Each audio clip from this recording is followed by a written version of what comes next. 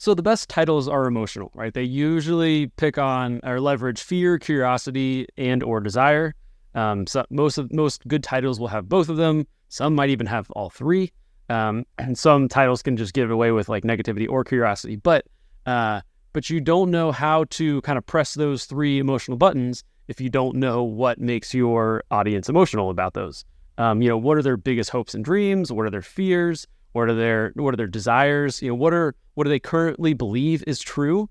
And so a really powerful way to write better titles is to kind of challenge their assumptions. For instance, if I think that titles are better than thumbnails, and then Ed goes and makes a video, and in his thumbnail or in his title said, the real reason why thumbnails are better than titles. Well, it's like, well, that's not true. That's not what I think is true.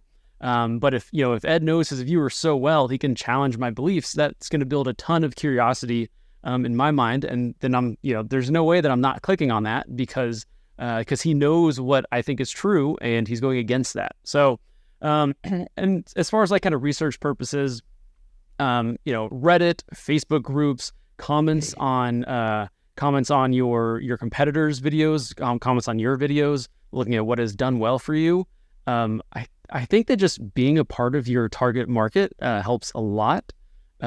Just to kind of know, what they're feeling, what they're consuming, what they're thinking. But if you can know your audience better than your competitors, then you have a great shot at beating them. Ed, I'm curious, is there no room for creativity in terms of like the Steve Jobs, like I'm going to bestow this beautiful innovation onto everyone? Like, do you really have to play the game, or do you have to, what I'm talking about? Like it feels like this is completely devoid of creativity here. Yeah, the YouTube's stale. Like it's probably the most stale thumbnail period I've seen in 2 years, and everyone's copying each other. I'm literally working with some big channels who everyone's copying, and then they've showed me who they're copying, and they're copying the smaller ones. It's just this giant copy circle. So you got two options, and this is what I do with every thumbnail. Sorry, three options. You make a wild card. You try and make a thumbnail that breaks all the rules, and you make that image that everyone else will eventually copy. That's almost guaranteed to fail. The middle option is you go and you validate. So you take a bit of text from one channel that's like, oh, that video did really well. That's got loads of views.